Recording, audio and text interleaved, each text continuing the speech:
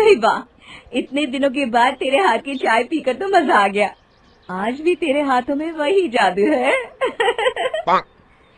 अरे तुम तो शहर में रहती हो, मैंने सुना है वहाँ तो खाने पीने की बहुत ही अच्छी अच्छी चीजें मिलती है, बड़े बड़े रेस्टोरेंट होते हैं। हाँ, ये बात तो है। जब से मैं शहर में रहने गई हूँ ना, तब से मेरी तो जिंदगी ही बदल गई है। मैं तो तुझे भी यही सलाह देती हूँ कि तू भी किसी तरह अपने पति को मनाकर हमेशा के लिए शहर में सेटल हो जा। फिर तो तू भी रोज मजे करेगी। बात तो तुम ठीक कहती हो, लेकिन अगर मैं शहर चली गई तो माँ जी का ख्याल कौन रखेगा? अरे तू उस बुढ़िया के चक्कर में अपनी पूरी जिंदगी क्यों इस छोटे से गांव में बर्बाद कर रही है? तेरी सास तुझसे नौकरानी की तरह काम करवाती रहेगी और तू पूरी जिंदगी इस घर में कोलू के बैल की तरह पीसती रहेगी। अरे तू आज के जमाने की औरत है। खैर, तुझे समझाना मेरा काम था, आगे तेरी मर्जी। अच्छा, तब मैं चलती हूँ। फिर इतना कहकर कविता वहाँ से चली जाती है।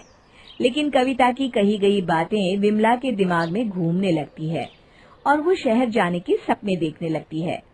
फिर एक दिन, अरे बहू, आज तो मेरे घुटनों में बहुत तेज दर्द हो रहा है, जरा जल्दी आके तेल से मालिश तो कर दे।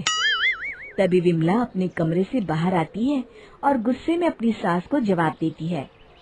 अरे माँ जी, ये तो आपका रोज रोज का नाटक हो गया है। मेरी तो समझ में नहीं आता, आप मुझे अपनी बहू बनाकर लाई हैं या इस घर की नौकरानी? अरे बहू, आज तुझे अचानक क्या हो गया? मैंने ऐसा भी क्या कह दिया जो तू इतना नाराज हो रही है?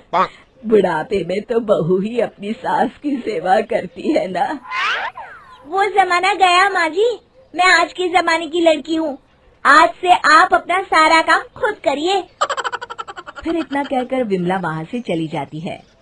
उसी शाम विमला अपने पति हरिया से हमेशा के लिए शहर में बसने की जिद करती है। सुनिए जी, कब तक हम इस छोटे से गांव में अपनी जिंदगी गुजारेंगे? अब तो राजू भी बड़ा हो रहा है, उसकी अच्छी पढ़ाई लिखाई के लिए हमें शहर में जाकर रहना चाहिए। अरे भाग्यवान, बात तो तुम एकदम सही कह रही हो, लेकिन शहर जाकर हम रहेंगे कहाँ? वहाँ ना तो हमारा कोई रिश्तेदार रहता है और ना ही कोई जान पहचान वाला। अरे जान पहचान तो बनाने से बनती है। शहर में तो कामों की कमी नहीं है और वहाँ पैसे भी बहुत अधिक मिलते हैं। मेरी सहेली कविता 5 साल से शहर में बसे से रह रही है। मैं तो कहती हूँ जितना जल्दी हो सके तुम भी शहर चलने की तैयारी करो। फिर हरिया अपनी पत्नी की बड़ी बड़ी बातों से प्रभावित होकर शहर जाने का मन बना लेता है और शहर जाने के लिए गांव के लाला से कर्ज ले लेता है। कुछ दिनों के बाद हरिया अपनी बूढ़ी माँ को घर में अकेला छोड़कर अपनी पत्नी और बेटे के साथ शहर चला जाता है। लेकिन शहर पहुंचकर हरिया को रहने की जगह ढूंढने में काफी परेशानी होती है। फिर बड़ी मुश्किल से किसी तरह वो एक छोटा सा कमरा किराए पर लेकर अपने परिवार के साथ रहने लगता है। हरिया रोज काम की तलाश में शहर भर में भटकता, लेकिन उसे कहीं कोई काम नहीं मिलता और फिर धीरे धीरे उनके पास बचे हुए पैसे भी खत्म होने लगते हैं और नौबत यहाँ तक आ जाती है कि उन्हें एक वक्त भूखा रहकर दिन गुजारना पड़ता है। एक रात हरिया पैसों का हिसाब करके अपनी पत्नी से कहता है, अरे भाग्यवान, ये कहाँ फंसा दिया तुमने? इस शहर में जीना तो बड़ा ही मुश्किल है। कहीं काम मिलना तो दूर की बात है, यहाँ के लोग तो सीधे मुंह बात भी नहीं करते। अब हमारे पास खाना खाने तक के पैसे नहीं बचे हैं। तभी वहाँ मकान मालिक आ जाता है। अरे भाई, मैंने तुम्हें कमरा देते वक्त ही कहा था कि मैं रोज के रोज पैसे लूंगा। 2 दिन हो गए, तुमने 1 रुपया भी नहीं दिया। सेठ जी, इस वक्त तो मेरे पास बिल्कुल भी पैसे नहीं हैं। आप मुझे कुछ दिनों की मोहलत दे दीजिए, मैं जल्द ही आपको किराए के पैसे दे दूंगा। ओहो, इस तरह की बातें तो मैं सालों से सुनता रहा हूँ। अगर तुम पैसे नहीं दे सकते तो कल ही कल मेरा कमरा खाली कर दो। हाँ, इस शहर में किराएदारों की कमी नहीं है। ये कहकर मकान मालिक वहाँ से चला जाता है। अब हरिया और उसकी पत्नी समझ जाते हैं कि बिना सोचे समझे शहर आकर उन्होंने बहुत बड़ी गलती कर दी।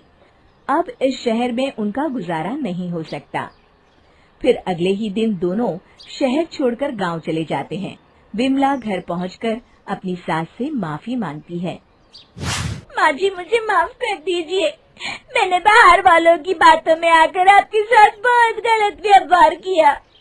अब मुझे मेरी गलती का एहसास हो गया है। अरे बहू, तुमने अपनी गलती मान ली, मेरे लिए यही बहुत है।